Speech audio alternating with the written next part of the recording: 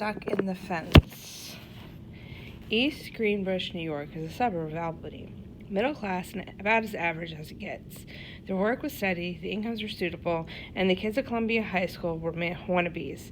They wanted to be rich, they wanted to be hot, they wanted to be tough. They wanted to be too cool for the kids who wanted to be rich, hot, and tough. Picture me, the average teenage boy.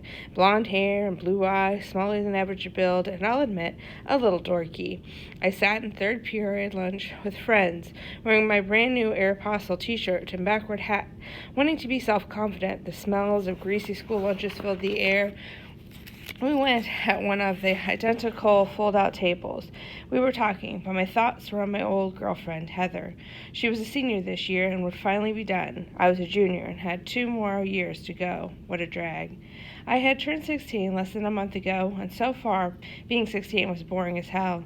I remembered watching shows like Saved by the Bell and Welcome Freshmen when I was a kid, how amazingly cool high school had seemed in those shows. I remember coming to the high school in 5th grade for a district-wide band concert. I marveled at these independent creatures who had their own cars and girlfriends and after-school jobs and holes in their jeans. They were free in the truest sense of the word. And then, overnight it seemed, I was sitting in Columbia doing all the independent and wild things that teenagers did. What a joke. High school was so typical and predictable. Everyone was so occupied with discovering the definition of cool. To some, cool was Abercrombie and popped collars. Some thought cool was playing sports. Some thought cool was drinking before the homecoming dance. And others swore that cool was not trying to be cool. Nonconformists with black nail polish, leather boots, and oversized safety pins in their ears. Our free expression was in so many ways just a restriction of our identities.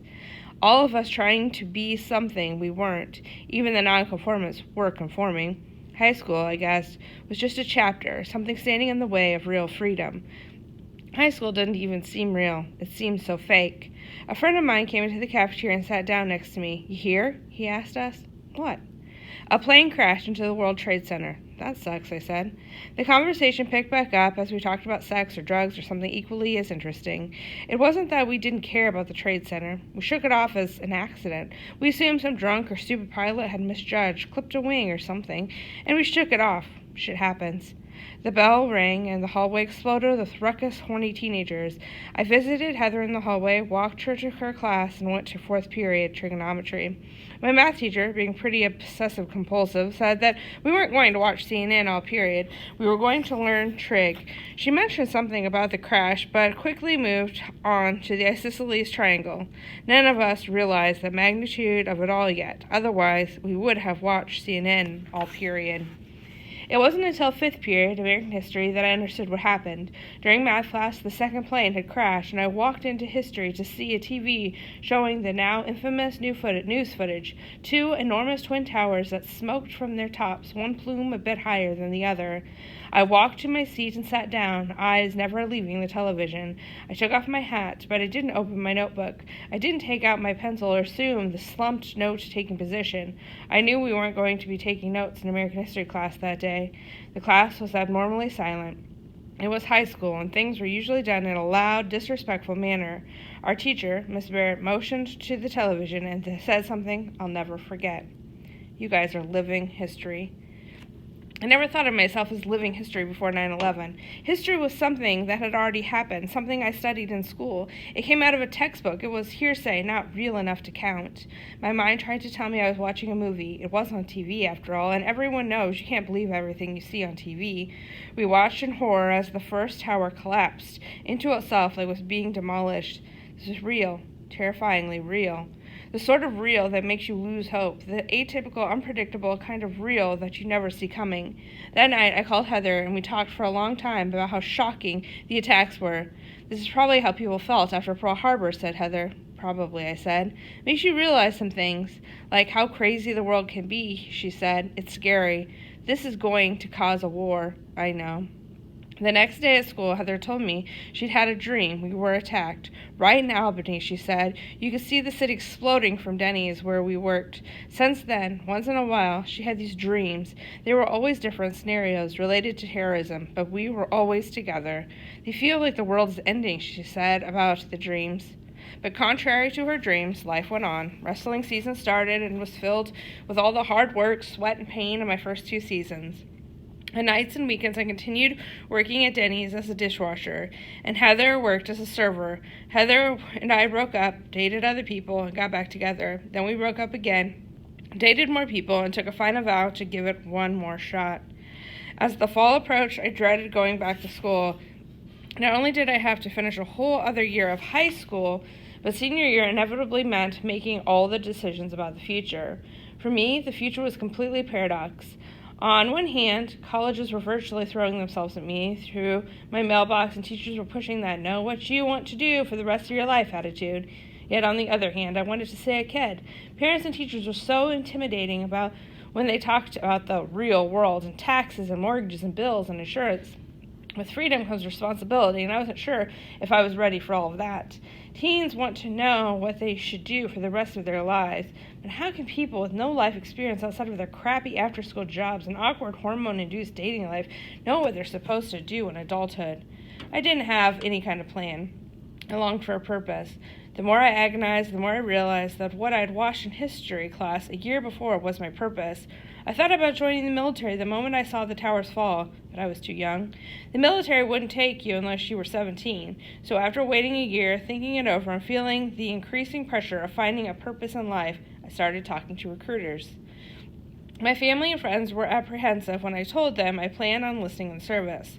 My mother especially. She wanted me to go to college. She wanted me to pursue writing. I have to do this, I told her. I'd heard all about September 11th. I'd watched it happen on television. I'd heard the theories and discussions about foreign policy that were way over my head. I bowed my head during tributes and moments of silence. I knew all about 9/11, but I felt like it was my generation's responsibility to do something about it. One night, I invited an Army recruiter to the house before dinner. I told him my situation, the reason I wanted to join. My mom and dad stood off to the side as the recruiter recommended the reserves. It's 1 week in a month and 2 weeks a year, he said. You can still go to college. You can still have a job outside the military, and they'll only deploy you if they need you.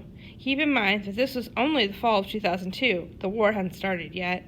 I discussed everything with my parents. If you're really going to do this, I think you should join the reserves, my mother said immediately. I figured, I said. Do whatever you think is right, Ryan, my father said. Yeah, I said.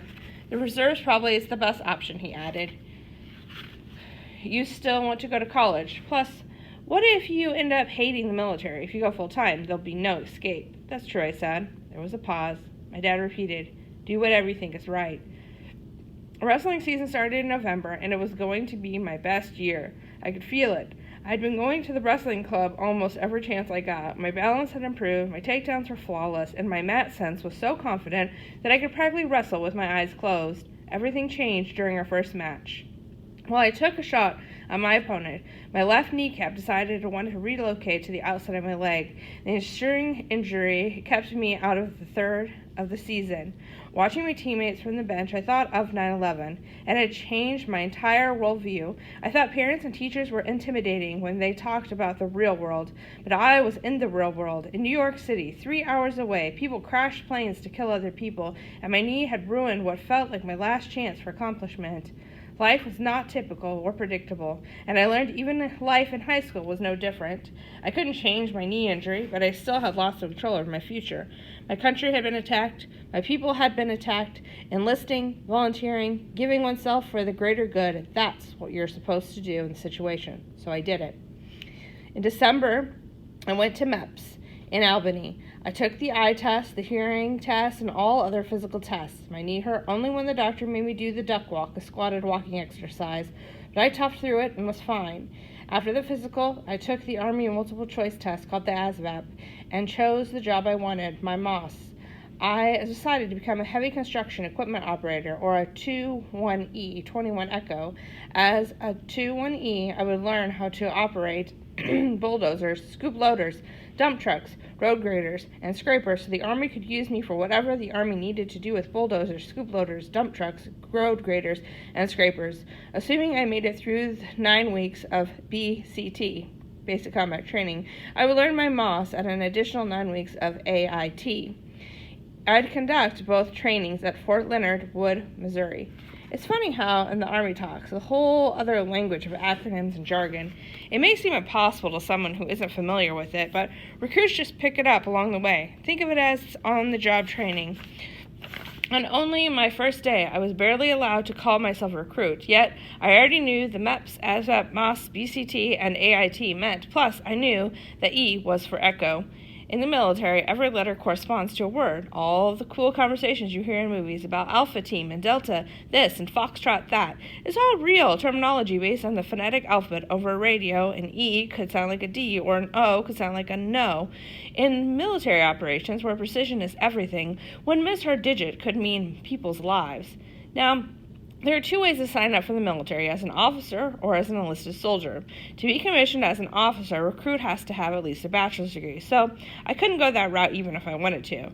Not that I wanted to. Officers are the soldiers who have to plan and run everything. When you hear of lieutenants, captains, majors, colonels, and generals, you're hearing about officers. When you hear of privates, specialists, and sergeants, you're hearing about the enlisted. Further, there are 4 branches of the military: Army, Air Force, Navy, and Marines, and each branch has 3 components: active duty, reserves, and National Guard. Each of these components serve a different purpose for the Department of Defense, DoD, the department of federal government that oversees the military. The Iraq War has changed everything we know about how these 3 components work. Active duty the everyday soldier, the men and women who live on military posts. The military is their career. These are the first soldiers deployed to a combat zone when there is one. Reserves, the weekend warrior. For 1 weekend per month, reserve soldiers meet at a reserve station and drill. A drill reservists do what active duty soldiers do every day, which means they train. Also, there's a 2-week mandatory AT annual training, usually in the summer. During AT, most units travel. Sometimes they go overseas to places like Central America or Japan, and sometimes they stay in the U.S. When active duty soldiers are deployed to a combat zone, they leave vacant spots back at their home stations or the military posts at which they've been stationed in the U.S. Just because a war is going on doesn't mean that military operations stop back in the States, so the reserve soldiers take the active soldier spots until they come home. National Guard, the other weekend warrior, the commitment is basically the same as the reserves. The major difference is that they're funded by state taxes, while the reserves are funded by federal taxes. So a National Guard is activated by its state for natural or man-made disasters. All the men and women in Army fatigues cleaning up after a hurricane or an ice storm or 9/11, they're the National Guard. At the MEPS station, I enlisted in the Army Reserves. On the phone, Heather asked me, "You think you'll be sent over?" "It's too early to tell," I said. "If an actual war comes out of this, they'll send the active duty guys first. I might have to go take their spot for a while in the U.S., but that should be it. And even if I do get sent to Iraq, I'll be doing construction. I won't be fighting." "Yeah," she said.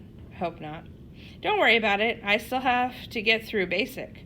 That night, Heather dreamed that we were running from incoming missiles. I was wearing an Army uniform. As summer approached the war's full swing, I began to second-guess my decision to join the Army. I told myself I was doing what I had to do, not to mention I had already signed up. There was no easy way out short of desertion, and in a time of war, desertion equals jail time. When Heather asked me why I would join the Army in a time of war, I shrugged my shoulders and told her it just seemed like the right thing to do. "That's very admirable, Ryan," she said. "Stupid, but admirable." "Hey," I said back, and we'd laugh. Admirable, stupid, or whatever it was, the decision was made. I'd be leaving for basic training soon. I still needed to figure out exactly what my enlistment meant. As time passed, I wasn't sure how the events of 9/11 really affected me. I hadn't lost anyone in the attacks. I hadn't known those people who were murdered. I didn't know what the terrorists were trying to say or how their message directly affected me, so I found out. During Labor Day weekend of 2003, a month before I was scheduled to leave for Fort Leonard Wood, Heather and I took a trip to New York City. I had lived in New York my entire life and never been to the city. I wanted to see the place, its magic and energy, and I wanted to see Ground Zero. I needed a reminder. We stayed in Manhattan and saw as many sights as we could in the 3-day weekend. New York City truly lived up to the hype. It was alive like nothing I'd ever seen. Broadway was a brilliant strip of flashing lights and artistic billboards. Times Square was full of shoppers, and camera-toting tourists seemed too big to be real. In New York, the energy of people had a way of spreading. It was so contagious that even the panhandlers seemed glad to be panhandling, though I'm sure they weren't. This energy seemed to animate the city air, except in one spot the energy stood still. It was a nightmare, and the only light at Ground Zero came from portable construction spotlights that sat in the enormous gray crater. The light had a soft blue quality to it, deathly. The worst part was the silence. No taxis or buses drove there. No excited tourists shopped or snapped pictures. As usual, people were everywhere, but no one said a word. The buildings surrounding Ground Zero were abandoned, their windows still broken and missing, hundreds of jagged, ugly potholes peering down at us, holes where the soft blue light couldn't reach. These black voids, just empty reminders of the lives lost. Heather and I walked up to the fence that closed off the gray-blue crater from the public. Stuck in the fence were wreaths and flowers and notes from children, framed photographs of people in uniform and loose photographs of people with their families, small photographs that once sat in fathers' wallets. Stuck in the fence were U.S. flags and banners proclaiming we will never forget. There were final goodbyes from relatives who wouldn't say it in person, pictures of angels drawn by heartbroken children, angels with sad faces and gray-blue tears. Stuck in the fence was New York City. Stuck in the fence was the United States of America. There were white people and black people and Hispanic people and Asian people and Jewish people and Muslim people and Christian people and small people and fat people and baby people and human people. Stuck in the fence was me. I'd heard all about September 11th, but I didn't feel the weight of it until I saw the fence. I didn't know these people. They were not my friends or family. I had never met them. Their existence before that day meant nothing to me, but at that moment, their existence meant everything to me. I let go. My throat tickled, my nose ran, and I cried. I shed tears, and I didn't deserve to shed.